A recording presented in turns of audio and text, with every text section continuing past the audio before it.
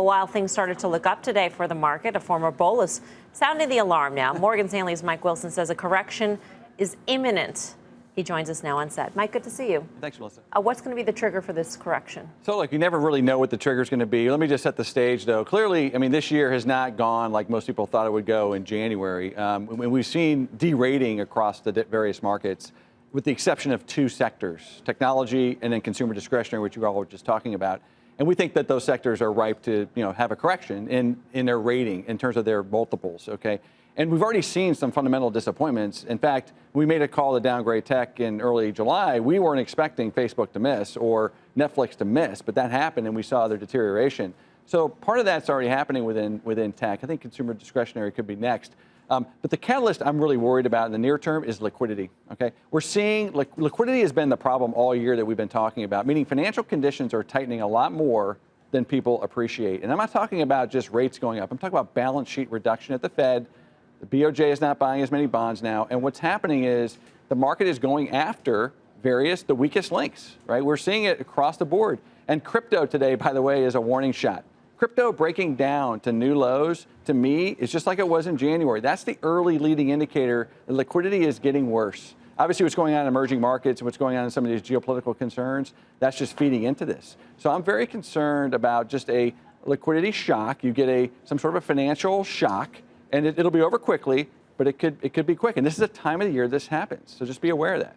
Is that more to do with the ratings agencies maybe downgrading the debt of companies that can't sort of like keep up with the debt service as rates move higher? So you look at some of these bigger companies, these conglomerates that are borrowing at whatever rates, all of a sudden they get downgraded to non-investment grade, and you've got a purge essentially of those assets. I mean, you can't have certain managers buying those assets under certain circumstances. So is that what you're sort of leading into? Is a little bit of a purge based on some maybe downgrading of debt or some other structures from that perspective? Absolutely plays into it. So if we do a survey of our corporate clients, and basically our survey is showing that there are two things that corporations are now worrying about. One is credit conditions, all right? So they're seeing that. The second one is advanced bookings, okay? Dan, you talked earlier about semiconductors. I mean, that's the tip of the spear for advanced bookings, not just for semiconductors, but the entire economy. So we think there's going to be a deceleration in business sentiment. Okay, and part of that is related to specifically credit conditions. Yeah. So why do you like financials then? Well, financials is sort of to be honest with you, it's a stale rating that kind of lingered. We should have probably downgraded it in February, March. We didn't. But then in July, when we saw how much it already derated, that was not the time to do that. So we think there are plenty of sectors that have already derated. Financials is one of them. 20% derating on PE. Industrials derated significantly. Energy derated significantly. A lot of other sectors derated significantly, including defensives, which is why we upgraded those in June, which has actually worked quite well. Mike, does this remind you right now in mid-August 2015, a lot of the similar sort of investor complacency? We had a weakening Chinese currency. There's a lot of similarities in my mind. I mean, and the S&P was at an all-time high at that point. There are some similarities, although you don't have a commodity collapse, and I don't think China is going into a hard landing. Okay, so they're very different. I think this is 1998.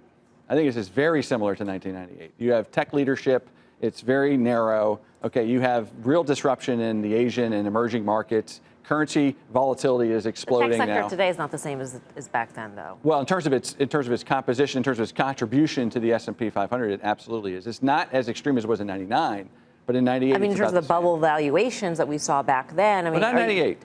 '98 was not. We weren't quite into the full bubble yet. That was really '99. And so, look, I don't anticipate a long-term capital. Let's be clear. I'm not saying that, but I do think the risk of a financial accident is elevated right now, and it's not like we're not seeing some signs of that around the world. It's not like everything is doing well. And oh, by the way, just to name a few groups: autos, banks, home builders, okay, transports. These are early cycle stocks. They've already told you they expect a deceleration.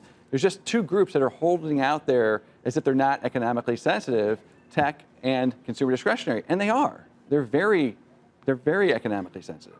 So, Mike, let me take the other side of that and say, okay, great. Liquidity is the issue. All it takes is the Fed to say, you know what, we're not going to raise one more time. BOJ comes in, injects liquidity, and it's all over. Does that change the calculus? 100%. So I think the chance of the Fed backing off, given what's going on now, given what's going on with the markets, is zero. Okay, and they shouldn't back off. Okay. However, if we get the correction I'm potentially anticipating here, okay, which is somewhat speculative, but I think the risk of it is greater, I think they absolutely will react to that. And we would get bullish quickly. Okay, that's our call. We think there's risk here. You get a shock, and the market will get what it wants. The market wants the Fed to back off. They've been begging for that all year by shocking various asset classes, but the Fed can't back off. The data's too good unless we get an accident, and then they can back off. So we'll see how it plays out. A lot of ifs there, but that's the way I see it right now.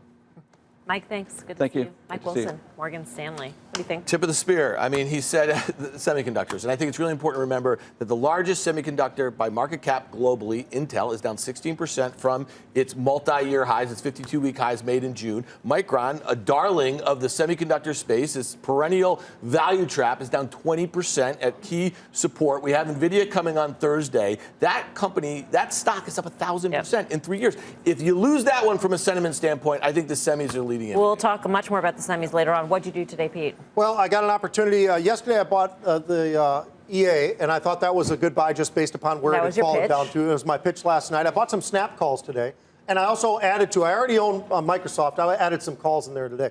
I think Microsoft right now looks like a breakout, and whenever I see a breakout like that, I look 10% higher. I think it goes to over 120 bucks a share.